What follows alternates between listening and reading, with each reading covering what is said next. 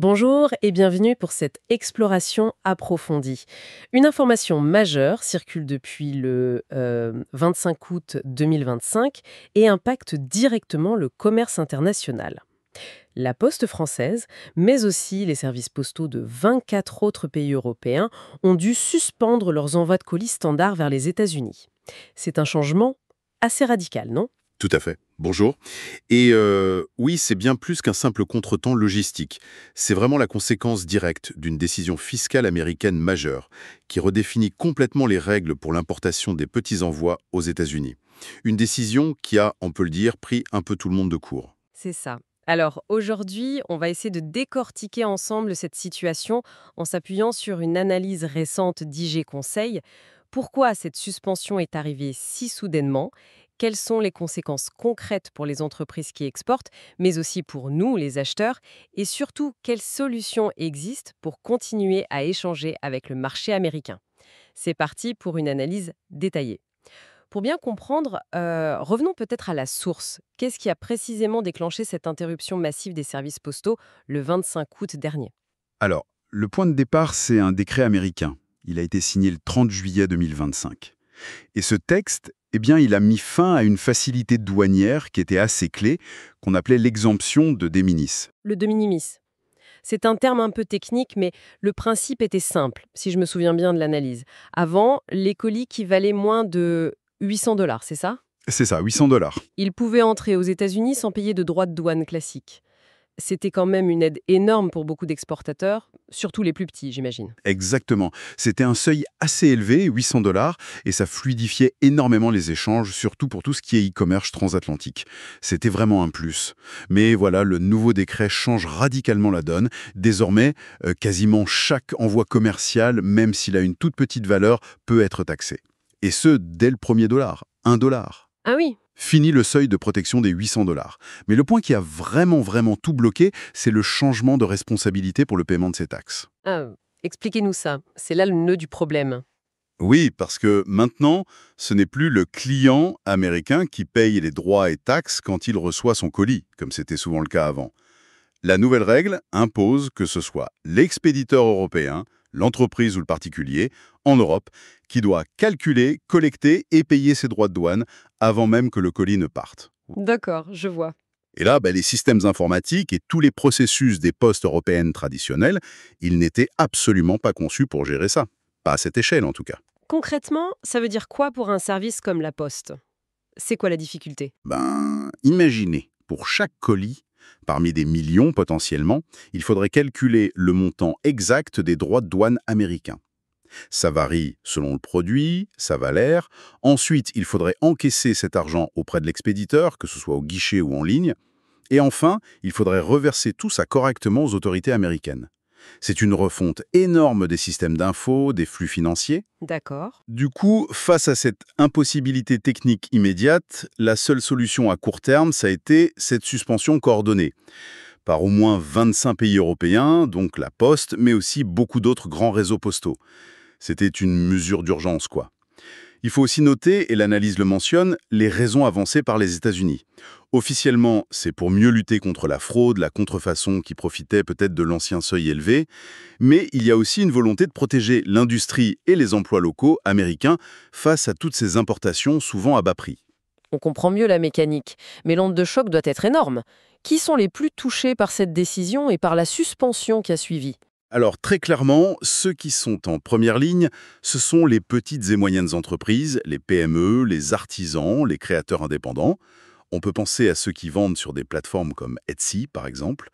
Et puis, de manière générale, tous les e-commerçants qui utilisaient beaucoup les services postaux classiques. Pourquoi eux en particulier? Parce que ces services postaux, ils étaient pratiques. Un bon maillage partout, facile d'accès, et surtout des tarifs souvent plus abordables pour les petits envois. Et pour beaucoup de ces entreprises, le marché américain, c'était une part importante, parfois même vitale, de leur vente à l'export. L'analyse d'IG Conseil donne un exemple assez parlant pour illustrer l'impact financier. Prenez une PME qui envoie environ 200 colis par mois aux États-Unis, d'une valeur moyenne de 80 €. Oui. Avec les nouvelles règles, cette entreprise doit maintenant avancer entre 3 000 et 5 000 € chaque mois, juste pour les droits de douane américains. Et ça, c'est avant même d'être payé par ses clients. Ah oui, c'est énorme. Ça plombe la trésorerie, j'imagine. Exactement. C'est une pression immense sur la trésorerie, ça fragilise énormément les petites structures et ça impacte directement leur compétitivité, forcément. Et cet impact sur la trésorerie, c'est une chose, mais ça ne s'arrête probablement pas là. La charge administrative, elle doit exploser aussi. Absolument. C'est l'autre gros morceau. La complexité administrative devient considérable. Pour chaque produit envoyé, il faut trouver le bon code douanier HS, le système harmonisé. Il y en a des milliers. Il faut déclarer la valeur exacte, l'origine. Le risque de faire une erreur est énorme, surtout si on n'a pas d'expert en douane ou d'outils spécifiques en interne. Et une erreur, ça peut coûter cher, hein. Oh oui, ça peut entraîner des retards de livraison, des amendes, ou même le blocage complet du colis par les douanes américaines. C'est un vrai parcours du combattant qui s'ajoute en plus du coût financier. C'est vraiment le bazar pour beaucoup. On a parlé des entreprises qui exportent, mais de l'autre côté de l'Atlantique, pour les consommateurs américains, ça change quoi? Ils doivent aussi sentir les effets, non? Oui, bien sûr, l'acheteur américain final n'est pas épargné. D'abord, il risque de voir les prix finaux augmenter sur les produits venant d'Europe. Forcément, les entreprises vont devoir répercuter, au moins en partie, ces nouveaux droits de douane et les frais logistiques qui augmentent. Logique. Ensuite, les délais de livraison pourraient s'allonger, ou plutôt, disons que les options de livraison abordables disparaissent. Les solutions alternatives sont souvent des services express, plus rapides, mais aussi plus chers, donc peut-être moins utilisés pour certains produits. Mhm. Et puis, plus globalement, l'analyse suggère que ça pourrait mener à une offre de produits européens moins variée, moins accessible pour le consommateur américain, surtout pour les petits articles, les achats coup de cœur à faible valeur qui avant passaient sans taxe. Ça devient potentiellement plus cher et moins spontané d'acheter sur un site européen. Bon, face à ce blocage des services postaux classiques, qui semble parti pour durer un peu, quelles sont les options pour les entreprises qui veulent absolument continuer à vendre aux États-Unis? L'étude d'IG Conseil explore plusieurs pistes, heureusement. Oui, il y a des alternatives, heureusement, mais elles ont tout un peu leurs avantages et leurs inconvénients. Coût, rapidité, complexité. Faut trouver le bon équilibre. La solution la plus directe pour continuer à envoyer depuis l'Europe, c'est de passer par les transporteurs express privés. C'est-à-dire? L'analyse cite Chronopost. Même si c'est une filiale de la Poste, ils ont des systèmes différents qui leur permettent de gérer ces nouvelles formalités douanières. Donc leur service express vers les US continue. Et puis, bien sûr, il y a les grands acteurs mondiaux, DHL Express, FedEx, UPS. Eux, ils ont déjà les systèmes et l'habitude de gérer ces déclarations complexes et surtout de prendre en charge le paiement des droits et taxes pour l'expéditeur. C'est ce qu'on appelle le DDP, Delivered Duty Paid. D'accord, donc ça fonctionne. Mais l'analyse soulignait que c'est souvent plus cher que la poste, non? Oui, c'est presque pas de point faible. Les tarifs des transporteurs express sont structurellement plus élevés. Ça peut être un vrai frein pour les colis de faible valeur, les produits à petite marge, ou pour les toutes petites entreprises qui envoient peu de volume. Mais il y a des avantages quand même. Oui, en contrepartie, ils offrent souvent une livraison plus rapide et surtout une gestion intégrée des douanes. Une fois que c'est mis en place, ça peut simplifier la vie de l'expéditeur. L'analyse les compare un peu. Chronopost serait une bonne option pour les PME, avec des délais de 2 à 4 jours. DHL Express, souvent le plus rapide, 1 à 3 jours, mais aussi parmi les plus chers. Et FedEx, UPS, c'est autour de 2 à 5 jours, avec une bonne automatisation douanière. Au-delà du choix du transporteur, l'étude mentionne d'autres stratégies pour essayer d'amortir le choc. Par exemple, regrouper les envois. Envoyer moins souvent, mais de plus grosses quantités, pour diluer un peu les frais fixes par colis. D'accord. Une autre piste, qui est presque inévitable, c'est d'ajuster ses prix de vente. Intégrer ces nouveaux coûts dans le prix final. Et puis, il y a une approche plus radicale, plus structurelle. Carrément établir un stock directement aux États-Unis. Ah oui, carrément. Déménager le stock là-bas. Ça semble être un gros changement, ça. Comment une PME européenne peut faire ça? C'est une stratégie plus lourde, c'est vrai, mais qui peut être très pertinente sur le moyen ou long terme, surtout si la situation actuelle dure. Concrètement, ça peut vouloir dire utiliser des services comme Amazon FBA. Là, c'est Amazon qui stocke, prépare et expédie depuis ses entrepôts américains. Hmm. Ou alors on peut travailler avec des logisticiens tiers, on appelle ça des 3PL, basés aux États-Unis. Ils offrent des services de stockage et de distribution sur mesure. Ou encore, trouver des distributeurs locaux américains. Et l'avantage, c'est quoi? L'énorme avantage, c'est qu'une fois que vous avez importé vos produits en gros aux États-Unis et donc géré une seule fois les formalités douanières pour ce gros stock, eh bien, chaque vente individuelle devient une simple livraison locale aux États-Unis pour le client. C'est plus rapide, plus simple et souvent moins cher pour lui. L'analyse dit que c'est un investissement au départ, c'est sûr, mais ça pourrait devenir un vrai avantage concurrentiel. C'est une perspective intéressante. L'étude mentionnait aussi qu'il reste quand même quelques petites exceptions à cette suspension générale des services postaux. Oui, c'est important de le préciser. Les envois de cadeaux entre particuliers, si leur valeur est bien en dessous de 100 $ et qu'ils sont clairement marqués comme cadeaux, peuvent toujours passer par les circuits postaux habituels. Et l'envoi de documents sans valeur commerciale via le courrier normal, ça fonctionne toujours aussi. Mais bon, on est d'accord, ça ne règle pas le problème principal des ventes commerciales. Ce qui m'amène aux questions qui restent un peu sans réponse. L'analyse souligne qu'il y a encore pas mal d'incertitudes pour les entreprises. Quelles sont les questions qui reviennent le plus souvent? La question qui est sur toutes les lèvres, évidemment, c'est quand est-ce que cette suspension des services postaux classiques va prendre fin? Les entreprises ont besoin de savoir pour s'organiser, et là, la réponse actuelle, et l'étude d'IG Conseil est très claire là-dessus, c'est qu'aucune date n'est fixée. Ah, Personne ne sait. personne ne sait vraiment. La réouverture, ça dépendra de la mise en place de systèmes techniques fiables entre les postes européennes et les autorités américaines. Des systèmes pour collecter et transmettre toutes les infos et les paiements de douane pour chaque petit colis.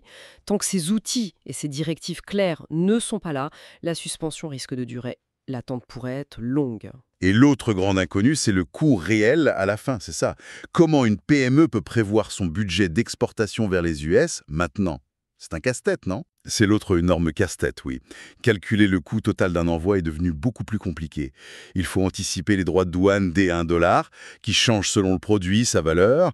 À ça, il faut parfois ajouter des frais de traitement douanier que les transporteurs express peuvent facturer, en plus des droits humains. Et bien sûr, il y a les coûts logistiques de base qui sont plus élevés avec les solutions express.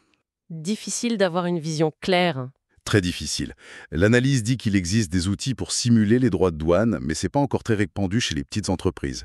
Du coup, la grosse crainte, c'est de mal calculer tout ça et de voir sa marge disparaître complètement, rendant les ventes aux États-Unis tout simplement pas rentables. On comprend les raisons avancées par les États-Unis, la lutte contre la fraude, le protectionnisme, mais est-ce que l'analyse donne une idée des dégâts collatéraux pour nous, les partenaires européens? Oui, l'analyse met bien en avant les justifications américaines, mais elle souligne surtout que les conséquences pour les partenaires commerciaux, notamment européens, sont énormes et peut-être sous-estimées au début. Ce sont des milliers de PME, d'artisans, de petits e-commerçants qui voient un marché super important devenir soudainement beaucoup plus compliqué et cher d'accès.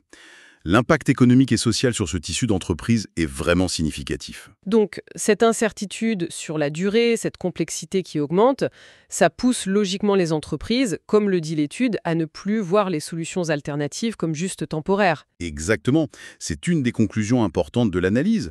Plus le temps passe sans qu'on voit le bout du tunnel pour les services postaux, plus les entreprises sont amenées rationnellement à rendre permanentes les solutions alternatives. Elles vont négocier des contrats plus longs avec les transporteurs privés, malgré les coûts, ou alors elles vont se décider à faire le grand saut vers le stockage local aux États-Unis. Ce qui était un plan B devient petit à petit la nouvelle norme pour pouvoir continuer à travailler sur ce marché. Bon, en résumé, que faut-il retenir de toute cette situation assez complexe? Il est clair que cette suspension des envois vers les États-Unis, c'est bien plus qu'un simple problème logistique passager. Tout à fait. On est face à une réorganisation fiscale et logistique majeure du commerce transatlantique, qui vise spécifiquement ce flux énorme de petits colis créés par le e-commerce. Cette décision américaine force les entreprises européennes, surtout les PME et les vendeurs en ligne, à revoir complètement leur stratégie d'exportation vers les US. Leur prix, leur gestion de trésorerie, leur logistique, leur conformité douanière. C'est un vrai défi, mais peut-être aussi pour certaines une occasion forcée de se moderniser et de mieux structurer leur approche de l'international. Si on devait synthétiser les points vraiment essentiels à garder en tête, d'après notre discussion et l'analyse d'IJ Conseil, premièrement, suspension des envois postaux classiques depuis le 25 août 2025 par la Poste et 24 autres pays européens vers les USA, sauf exception. Oui. Deuxièmement, la cause, c'est la fin de l'exemption douanière des minimis aux USA. Fini le seuil de 800 $, maintenant c'est taxable dès 1 $. Troisièmement, le changement clé. C'est l'expéditeur européen qui paye les droits de douane avant l'envoi. Voilà. Quatrièmement, les impacts, hausse des coûts, pression sur la trésorerie, grosse complexité administrative, et ça touche surtout les PME et l'e-commerce. Et cinquièmement, les solutions. Passer par les transporteurs privés comme Chronopost, DHL, FedEx, UPS. Essayer de regrouper les envois, ajuster les prix, ou alors la stratégie plus long terme du stockage local aux États-Unis. C'est ça. Et au-delà de ces aspects très concrets, très opérationnels, cette situation pose une question plus large que l'analyse effleure en conclusion. Ça interroge un peu la stabilité, la prévisibilité des règles du commerce international aujourd'hui, à l'heure du numérique.